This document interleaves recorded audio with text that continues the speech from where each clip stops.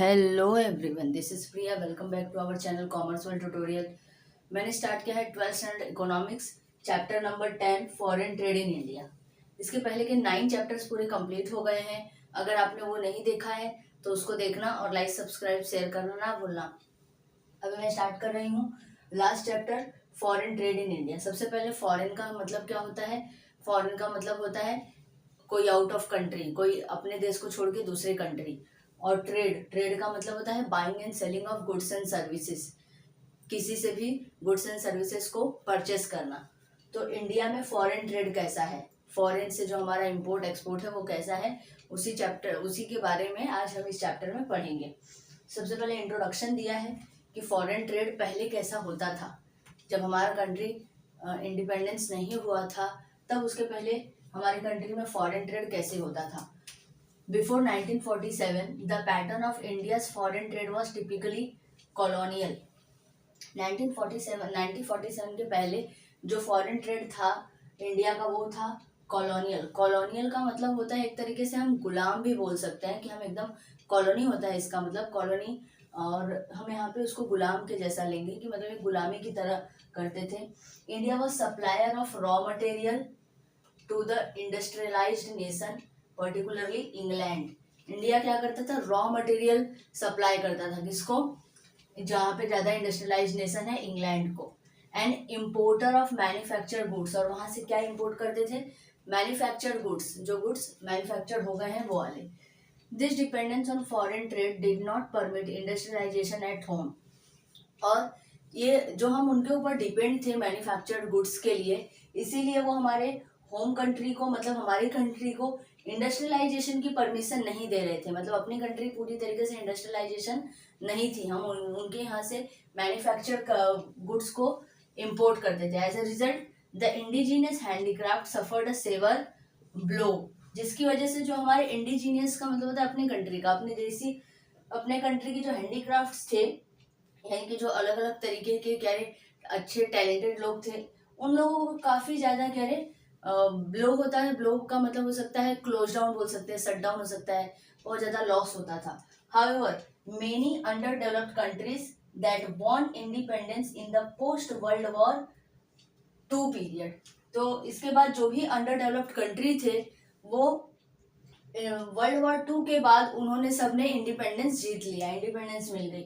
With foreign trade as a investment, और उसके बाद फिर जो फॉरेन ट्रेड था वो क्या था, वो इन्वेस्टमेंट की तरह हो गया। अभी भी जो हम फॉरेन ट्रेड करते हैं वो एज ए इन्वेस्टमेंट की जैसा होता है, क्योंकि हमें वहां से फॉरेन करेंसीज मिलती है। तो यह इंट्रोडक्शन कि इंडिया के इंडिपेंडेंस के पहले इंडिया का ट्रेड कैसा था, फॉरेन ट्रेड कैसा था। तो एक कॉलोनिकल टाइप में था। और इंग्लैंड क्या करता था, इंग्लैंड को हम रॉ मटेरियल सप्लाइड करते थे और वहां से मैन्युफैक्चर गुड्स को इम्पोर्ट करते थे।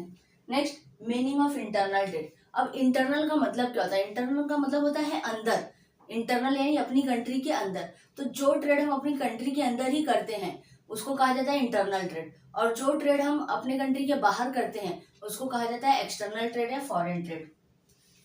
Buying and selling of goods and services within the boundaries of nation are differed as internal और domestic trade are referred।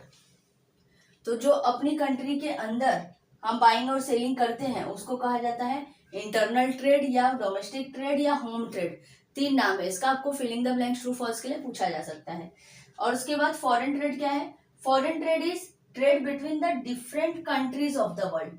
अलग अलग कंट्री के साथ जो ट्रेड करते हैं उसको कहा जाता है फॉरेन ट्रेड, इंटरनेशनल ट्रेड और एक्सटर्नल ट्रेड। इसको तीनों कहा जाता है। इसको कहा जाता है इंटरनल ट्रेड, डोमेस्टिक ट्रेड और होम ट्रेड। इसको इंटरनेशनल ट्रेड, एक्सटर्नल ट्रेड और फॉरेन ट्रेड। इसको ये तीनों में से आप कुछ भी बोल सकते हो। तो ये तीनों नाम आपको याद रखना है। नेक्स्ट है आपका डेफिनेशन। जो अभी हमने पढ़ा मीनिंग में वही डेफिनेशन है। इसके पहले भी मैंने आपको बताया कि डेफिनेशन आपको वर्ड टू वर्ड याद करके रट्टा मार लेना पड़ेगा। According to Wasserman Helpman, international trade consists of transactions between the resident of different countries। उन्होंने क्या बताया कि इंटरनेशनल ट्रेड क्या होता है, वो ट्रांजेक्शन जो रेसिडेंट्स से अलग अलग कंट्री के साथ में होता है। जो हम अलग अलग कंट्री से, डिफरेंट डिफरेंट कंट्री से जो हम अपना ट्रांजेक्शन करते हैं यानी परचेज या सेल करते हैं उसी को कहा जाता है इंटरनेशनल ट्रेड। उसका बाद है टाइप्स ऑफ फॉरेन ट्रेड। कितने टाइप्स के फॉरेन ट्रेड होते हैं? तो फर्स्ट है इंपोर्ट ट्रेड, एक्सपोर्ट ट्रेड और इंटरपोर्ट ट्रेड। अब इंपोर्ट ट्रेड का मतलब क्या होता है? इंपोर्ट ट्रेड का मतलब होता है दूसरी कंट्री से कुछ परचेस करना। जब हम किसी अदर कंट्री से कुछ परचेस करते हैं, कुछ खरीदते हैं, तो उसको कहा जाता है import trade. Import trade refers to purchase of goods and services by one country from another country और inflow of goods and services from foreign country to home country. यानी कि जब हम किसी और कंट्री से कुछ खरीदते हैं तो उसको कहा जाता है foreign trade, sorry import trade. और या फिर हम ऐसा बोल सकते हैं कि गुड्स का इनफ्लो होता है दूसरी कंट्री से होम कंट्री में, तो उसको कहा जाता है इंपोर्ट ट्रेड। नेक्स्ट है एक्सपोर्ट ट्रेड। एक्सपोर्ट ट्रेड का मतलब होता है कि जब हम किसी और कंट्री को कुछ अपना सामान बेचते हैं, जब कोई हमसे और खरीदता है, जब हम किसी और कंट्री को अपना सामान बेचेंगे तो उसको कहा जाता है export trade. Export trade refers to sale of goods and services from one country to another country, या बोल सकते हैं आउटफ्लो होता है गुड्स का एक कंट्री से दूसरे कंट्री में, फॉरेन कंट्री में, तो उसको कहा जाता है export trade. And last one है इंटरपोर्ट ट्रेड। इंटरपोर्ट ट्रेड का मतलब क्या होता है? इंटरपोर्ट ट्रेड का मतलब होता है कि कोई एक कंट्री किसी दूसरे कंट्री से कुछ खरीद के किसी तीसरे कंट्री में कुछ बेच रहा है। जैसे एग्जांपल, जापान क्या करता है?